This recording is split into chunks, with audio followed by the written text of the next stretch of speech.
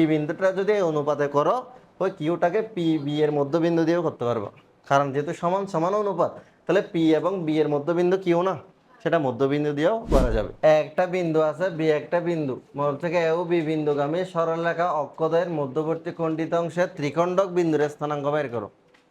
আচ্ছা বলো তো, প্রথমে যে বিন্দুটা দেওয়া আছে এটা কোন অক্ষের উপর? এটা ওয়াই অক্ষের উপর অবস্থিত নাকি এক্স অক্ষের উপর অবস্থিত? এক্স অক্ষের উপর অবস্থিত হলে কুটি জিরো বলছিলাম না, আর ওয়াই অক্ষের উপর অবস্থিত হলে বুস জিরো।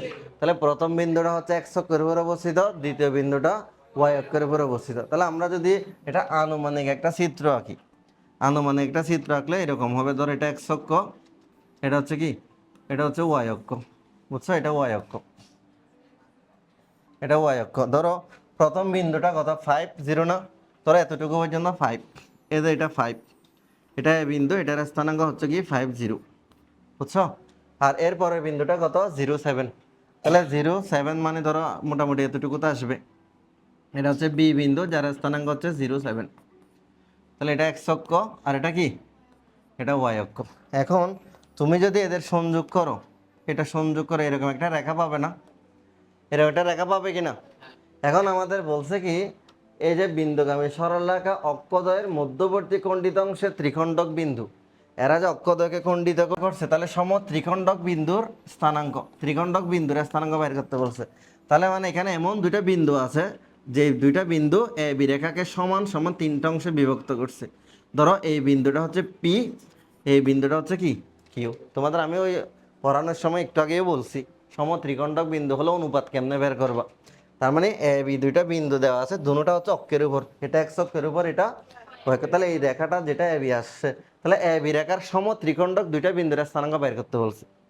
তাহলে সম ত্রিখণ্ডক বিন্দুর একটা হচ্ছে পি, তাহলে আমাদের পি এর স্থানাঙ্ক বের করতে বলছে, আর একটা আমরা ধরছি কিউ, কিউ এর স্থানাঙ্ক বের করতে বলছে। আচ্ছা তোমরা এখান থেকে দেখো তো এই জিনিসটা লেখা যাবে কি না। A P is to P B, এটা সমান কত লেখা যাবে? কারণ এরা তো অংশগুলো প্রত্যেকটা সমান না, প্রত্যেকটা কি সমান, সমান হলে এটা কি লিখতে পারবা? তাহলে এটা 1:2 লেখা যাবে না? 1:, কত? তার মানে পি বিন্দুটা এ বি কে 1:2 অনুপাতে অন্তর্বিভক্ত করে বলা যাবে, তখন পি বিন্দুর স্থানাঙ্ক বের করতে পারবা? পারবা। আবার বলো তো, এই যে আমি যদি এ Q is to Q B লিখি, তখন বলো কত অনুপাত হবে? তাহলে এই অনুপাতটা 2 অনুপাত না, তাহলে এটা কত লেখা যাবে? 2:1 বলা যাবে না? তখন কিউ বিন্দুর স্থানাঙ্ক বের করতে পারবা কিনা? এভাবে তুমি কিউ বিন্দু বের করতে পারবা। আর একটা পদ্ধতি আছে, পি বিন্দুটা যদি এই অনুপাতে করো, ওই কিউটাকে পি বি এর মধ্যবিন্দু দিয়েও করতে পারবা, কারণ যেহেতু সমান সমান অনুপাত, তাহলে পি এবং বি এর মধ্যবিন্দু কিউ না, সেটা মধ্যবিন্দু দিয়েও করা যাবে। কথাটা বুঝছো এখন? আচ্ছা, আমাদের এখানে যে দুইটা জিনিস দেওয়া আছে, একটা হচ্ছে এ বিন্দু, এটা হলো 5 0, আর একটা হচ্ছে বি বিন্দু, এটা হচ্ছে কি 0 7। আমরা যেহেতু এটা চিত্র অঙ্কন করে দেখাচ্ছি, তাহলে তুমি ডিরেক্ট বলতে পারবা। তাহলে ধরি ধরি PU Q, PU Q A B রেখার সমত্রিখণ্ডক বিন্দু, বিন্দু। তাহলে এটা যেহেতু সমত্রিখণ্ডক বিন্দু, তাহলে আমরা সমত্রিখণ্ডক বিন্দু, সেই জন্য এটা লিখতে পারবো না বলছি, এটা লিখতে পারবো বলছি না? এটা অবশ্যই কি করতে পারবো, সমত্রিখণ্ডক বিন্দু, এটা লিখতে পারবো কি না? এবার বলো, এখান থেকে পি বিন্দুর স্থানাঙ্ক যদি বের করতে যাই, পি বিন্দুটাকে আমরা 1:2 অনুপাতে অন্তর্বিভক্ত করছে না পি বিন্দুটা এ বিকে, তাহলে তুমি ডিরেক্ট বের করো, ডিরেক্ট বের করবা। সুতরাং পি বিন্দুর স্থানাঙ্ক বলে লিখতে পারবো, পি বিন্দুর স্থানাঙ্ক, পি বিন্দুর স্থানাঙ্ক। এই যে পি বিন্দুর স্থানাঙ্ক লিখলে বলো M1 এর মান কত? এটা তো বুঝ, এটা কুটি, এটা 1:2 মানে কত? এটা M1 এর মান, আর এটা M2 এর মান না, এটা M2 এর মান না? তাহলে এখানে স্থানাঙ্ক এ বিন্দুর আর বি বিন্দুর দেওয়া আছে না, তাহলে এটা x1 y1 হলে এটা x2 কত, y2। তাহলে এখানে বসাও, M1 এর মান তো 1, 1 ইন্টু কত 0, প্লাস আর একটা কি লিখে যাবে 2 × 5।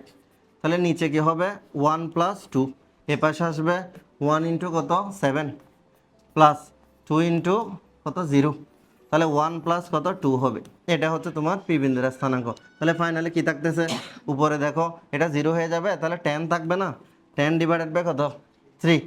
এই পাশে কি থাকবে, এটা 7 হবে, তাহলে 7/3। এটা হচ্ছে তোমার পি বিন্দুর স্থানাঙ্ক। আমরা পি বিন্দুর স্থানাঙ্ক কত পাচ্ছি, একটা 10/3, আর একটা হচ্ছে কত 7/3। আচ্ছা এবার বলো, পি বিন্দুটা যেহেতু জানি, পি বিন্দুটা যেহেতু জানি, তাহলে পি এবং বি এর মধ্যবিন্দু কিউ না, ওই এটা মধ্যবিন্দু দিয়ে করতে পারবো। আবার যদি মধ্যবিন্দু দিয়ে করতে ইচ্ছে না হয় এই অনুপাত ধরেও তুমি করতে পারবো। বুঝতে পারছো? তখন এই অনুপাত ধরে করবে, তখন তুমি কিভাবে লিখবা, এটাকে M1 ধরতে হবে আর এটাকে কত M2 ধরতে হবে না। তাহলে মধ্যবিন্দু দিয়েও এটা করা যায়, অন্তর্বিভক্তি দিয়েও করা যায়। তাহলে তুমি যদি ডিরেক্টলি কিউ বিন্দুর স্থানাঙ্ক লিখো, এবার বলো কিউ বিন্দুর স্থানাঙ্ক কত হবে। মধ্যবিন্দু দিয়ে করতেছি আমি, কিউ বিন্দুর স্থানাঙ্ক, এটার বুঝ কত, এটার বুঝ কত, তাহলে এটা কি হবে 10 বাই, এটা এইভাবে আসবে না, 10/3 ডিভাইডেড বাই 2 হবে না, বুঝছো? এটার কোটি কত 7, এটার কোটি কত 7/3, তাহলে কোটি প্লাস কোটি ডিভাইডেড বাই 2, তাহলে এখানে 7 প্লাস 7/3 ডিভাইডেড বাই 2, এটা হচ্ছে কোটি। তাহলে এখানে ফাইনালি কি থাকবে, এটা উল্টাই দিলে 10/6 হবে। আর এটা লসাগু, লসাগু কত, লসাগু যদি 3 নাও তাহলে 3 সাথে 21, 21 আর কত সাথে 21 সাথে 28 ডিভাইডেড বাই 3 ডিভাইডেড বাই 2, তাহলে এটা তুমি একটু সরল করলে এটা তো কাটাকাটি যাবে, এটা 5/3 হয়, তা এটা কত থাকবে 28/6, এটাও কাটাকাটি দিতে পারবো, 28কে 6 দিয়ে ভাগ যায় না, কত থাকবে আমাকে বলো। এটার স্থানাঙ্ক আমরা কত পাবো, প্রথমটা হচ্ছে 5/3, এটা কত দিয়ে ভাগ যায়, 2 দিয়ে ভাগ যায়, তাহলে 14/3 কত 3, এটা হচ্ছে তোমার কিউ বিন্দুর স্থানাঙ্ক। মানে বুঝছো কে না, কেউ কিচ্ছু বোঝা নাই। এটা অনেক সুন্দর একটা ম্যাথ, যেটা যশোর বোর্ডে 23 সালে আসছিল, বুঝছো? এ বি এর উপর এমন দুইটা সমত্রিকোণক বিন্দু স্থানাঙ্ক বাইর করো যেটা সমানভাবে বিভক্ত করে। আচ্ছা, এরকম ম্যাথ আরেকটা আছে, সেটা কি বলবে জানো তোমাকে, এইটা বলছে তুমি সমত্রিকোণক বিন্দু অনেক সাধনা করে এই দুটা বাইর করছো, তবে তোমাকে পরীক্ষা এটা বের করতে বলে নাই, তোমাকে বলছে কি এই মূল বিন্দু থেকে এটা একটা ত্রিভুজ তৈরি করছে না, এই ত্রিভুজের ক্ষেত্রফল বের করতে বলবে। ক্ষেত্রফল বের করতে পারবা, এই শীর্ষবিন্দুর স্থানাঙ্ক দেওয়া থাকলে ক্ষেত্রফল বের করতে পারো না, তাহলে এখানে মূল বিন্দুর স্থানাঙ্ক কত, এইটা বের করতে হবে। আরেকটা জায়গায় সেম ম্যাথ এটা আসছে, এটা যদি মূল বিন্দু হয়, আমি দেখাই তোমাকে, এটা ধরো মূল বিন্দু যার স্থানাঙ্ক 0, 0 না, তাহলে তুমি যদি এটা যোগ করো আর এটা যোগ করো, তাহলে উপি রেখা আর একটা উবি রেখা আছে না, এদের সমীকরণ বের করতে বলছে। তাহলে তুমি যখন সমীকরণ বের করা শিখবা, এটাও তুমি বের করতে পারবে। তবে এই ম্যাথের মধ্যে কি সমীকরণ বলছে নাকি সমত্রিকোণক বিন্দুর স্থানাঙ্ক বের করতে বলছে, তাহলে সমত্রিকোণক বের করতে পারবা তো। ঠিক আছে, তাহলে এটা লিখে নাও, এটা একটু প্র্যাকটিস করবো পাশে।